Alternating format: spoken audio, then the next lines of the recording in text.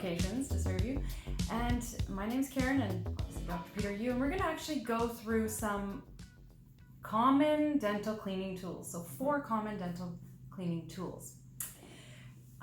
Here's a Hasidic proverb, and it says, "The man who has confidence in himself gains the confidence of others." I've actually seen that true in my life, and just even in how I've changed a few things in my life and how it's made me more confident, and actually is very true. I've noticed a lot of people just kind of, gravitate towards the confident person. So the average number of teeth affected by decay in children ages 6 to 11 and 12 to 19 years old is 2.5. That's the average number of teeth. Half a tooth. 2.5. Yeah, half a tooth. Yeah, that's coming from Canadian health measures. Obviously, it's on an average. Do you have any interesting stories about any cleaning tools or anything that's happened? You have a lot of good stories. So. Yeah, cleaning tools. Sorry, I'm pausing for a minute because I'm trying to think of something right off the bat. Mainly, I just think of the times when I've gotten my teeth cleaned, and nothing's coming to mind. We'll come back to that. Yeah, I'm sure something will pop in. Okay. Okay, so dental cleaning tool number 1, mirrors. How do they help the dentist and hygienist? Well, the dentist usually comes in, or the hygienist usually comes into the room, and they have to sit down and see the patient, and they lie back down. So the mirror helps us to see in different angles, different spaces. We don't want to be, having our face right up close to your mouth, and so the mirror helps us to get different angles and just helps us with our posture and positioning. Right. Yeah. We don't want patients turning on their heads, having to move for us in order to see certain areas. Okay, dental cleaning number 2, scalars. What is a scalar?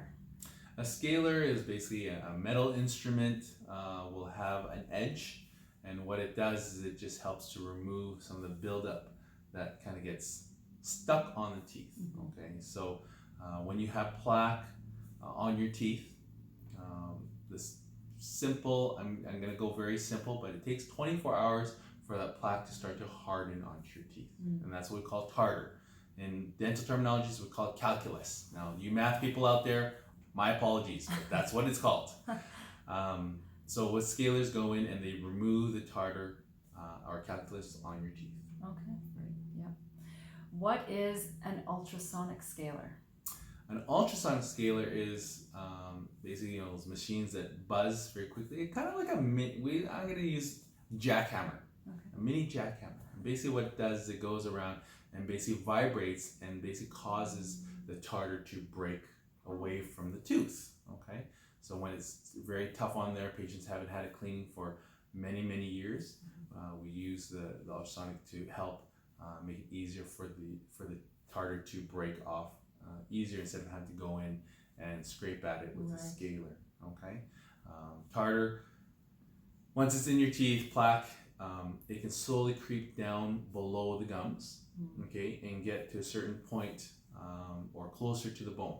Okay, and your bone is designed that it doesn't want anything that's not part of its own body, and so what ends up happening is the bone starts to basically sink away, shrink away, deteriorate, dissolve, whatever you want to call it. Basically, it goes away from the roots. Okay, and so end result is if you have no bone, you can't hold your teeth, and then you got to pull your tooth out. Right. So I've seen a lot of unfortunate cases like that. I've seen some miracle cases where you clean the teeth and the bone has grown back and people have actually kept their teeth. Yeah, I met this one patient where I told the patient we should just take out all their teeth because a number of the teeth were loose and the bone wasn't very good.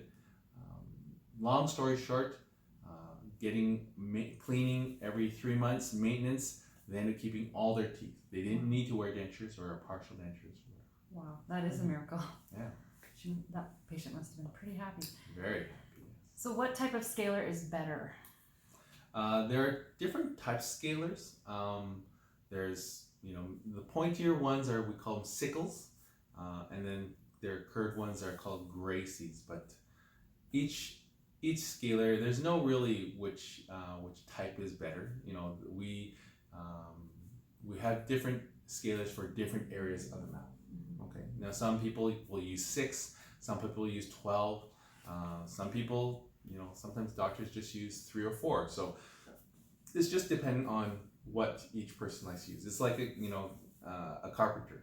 Right. You know, some guys want to have all the different gimmicks. Other guys are good with, you know, a handful. So it's traditional, right? Yeah. So, you know, whatever it feels comfort and ease and convenience and efficiency to each person. Getting to implants. When you have a titanium implant, you don't want to be scratching the titanium on the implant. So we actually have titanium scalers. Some are actually, what's the right word? I think carbide? No. I'm going to use, just simply put, there are scalers that are more like plastic, so they don't scratch the metal on the titanium, because if you scratch it, that's an area for bacteria to get to. And so we have very different type scalers for implant patients. Okay. All right, dental cleaning number 3, polisher. What is polisher? Well, Profi cup. So basically with it's almost like, you know, like an electric toothbrush. That's kind of where they got that concept with a dental polishing cup, right? The round rotation. Yeah. And so that's what we use to clean people's teeth and remove stain on people's teeth. Right, rather than you having to do just by hand. Okay. Are there different types of polishing compounds that you commonly use? Yes, we can use pumice, which is basically like very, very fine sand. But for the most part, we have these little polishing pastes and different grades, so fine, medium, and coarse, depending on the person. You get people that, you know, they drink 6 cups of coffee a day, they smoke quite a bit, so there's a lot of stain that they have in their teeth, so we use maybe a coarser polishing paste to help remove the stain better. Young kids sometimes will just use a fine paste to remove that. Okay. Do you polish after every cleaning? No. Usually we do it once a year. A lot of times the insurance will cover it once a year. For younger kids, we'll cover it twice a year. So that's when we will do that. A lot of young kids don't have a lot of the tartar buildup, so they don't need to have their teeth scaled. But with the polishing, yes, I talked about stain, but I guess from a more scientific terminology, there's something we call a smear layer. I'll relate it to like getting a wax coating on your car. So sometimes we have to remove that wax coating because the wax is dirty in a sense, and so we polish the teeth to remove, we call it the smear layer. And taking off that, in a sense, wax coating on the teeth to basically have it exposed and clean and remove all the germs around the teeth.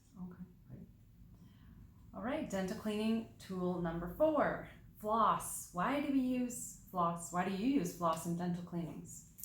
Well, we want to ideally clean 100% of your teeth. Okay, so when you brush your teeth, and you know, theoretically, it doesn't get between your teeth. So if you have 5 surfaces, right? If your tooth has top, front, back, side, that's 5 sides. Yeah. And most people brush top, front, and the back. So we've got 3 out of 5. That's 60%. Okay, obviously more. Okay, you know, probably like 80-90%. But you know, that's why we use floss to kind of get in between. You know, food gets stuck in there.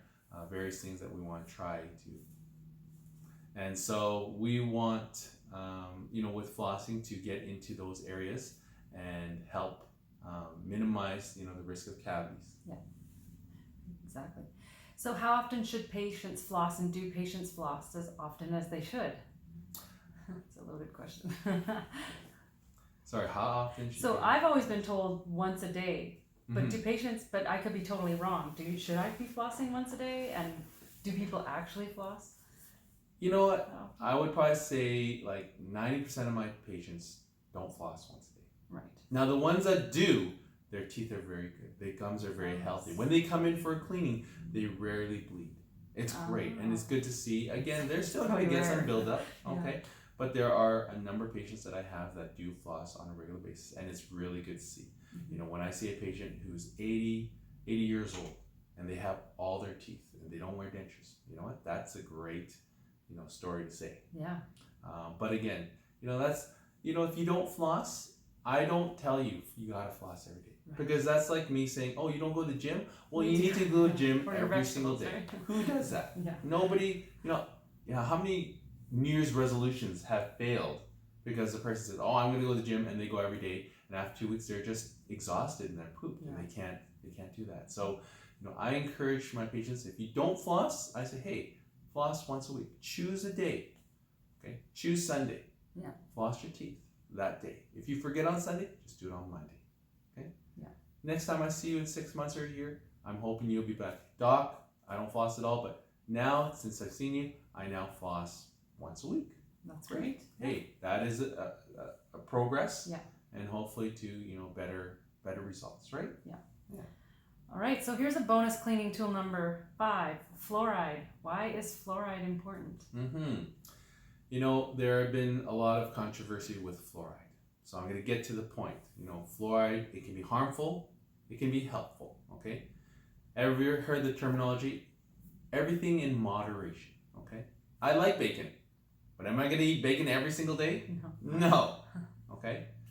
So there's certain things that we do that we enjoy, and certain things that if you have too much of it, it can actually be a problem. I know patients that eat too many carrots. They love carrots and they eat too many carrots, and they can, you get overloaded with certain vitamins that can actually cause problems. Okay. So getting to fluoride, the actual fluoride atom incorporates into the teeth. Okay. So if you think of, for people that are in, university or high school, you understand chemistry.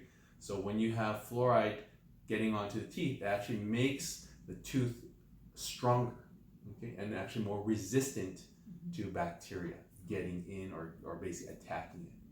And so that makes the atom stronger and just less resilient of deteriorating away, and the carb and the calcium on the teeth from coming off. So it strengthens the teeth, which in turn helps to prevent cavities. Okay.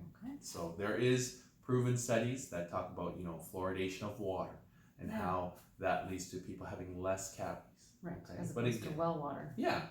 But again, if you have too much, fluoride, again, it's it can be damaging to your health. Okay? Right. Of course. Yeah. Mm-hmm. Okay. Thank you so much for telling us a little bit more about those 4 common cleaning tools, and the bonus one as well. Thanks for joining us today here at the Tooth Doctor on YouTube, and don't forget to subscribe, like the video, and we'll see you on the next one. Thanks.